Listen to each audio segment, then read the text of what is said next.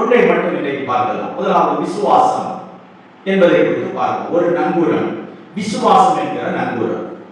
விசுவாசம் என்பது என்ன? எபிரேயர் 11ஆம் அதிகாரத்தின் முதல் வசனம்.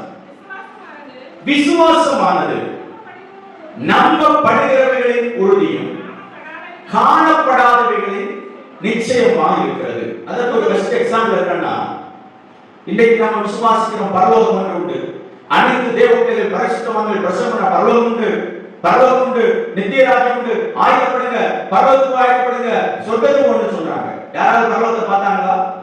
இல்ல. நம்ம யாராவது பார்த்திருக்கிறீங்களா? இல்ல. பரலோகம் ஒன்று உண்டு. தேவன் தம்முடைய பிள்ளைகளை பரலோகத்துக்கு கொண்டு சேர்ப்பார். அது சொர்க்க ராஜ்யம், அது பரிசுத்த ராஜ்யம் என்றெல்லாம் நம்ம நம்புகிறோம். மோட்சம் நல்லா சொல்லப்படுகிறது, அதை காணல. அதுதான் விசுவாசம். நான் இன்னைக்கு ஆண்டவரை விசுவாசத்தோடு ஆராதிக்கிறேன்.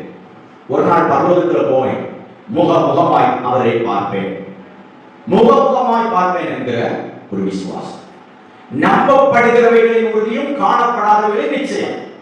நம்புகிறதற்கு உறுதி, இது உண்மை உண்டு, ஆனால் காணப்படல, அது நிச்சயம், அது சத்தியம், பரலோகம் என்று உண்டு. அதான் விசுவாசம். ஒரு கிறிஸ்தவனுக்கு விசுவாசம் எதை போன்றது தெரியுமா? ஒரு மீன் இருக்கு பாருங்க, அந்த மீனுக்கு தண்ணீர் எவ்வளவு அவசியமோ அவ்வளவு அவ்வளவு அவசியம் ஒரு விசுவாசிக்கு விசுவாசம்.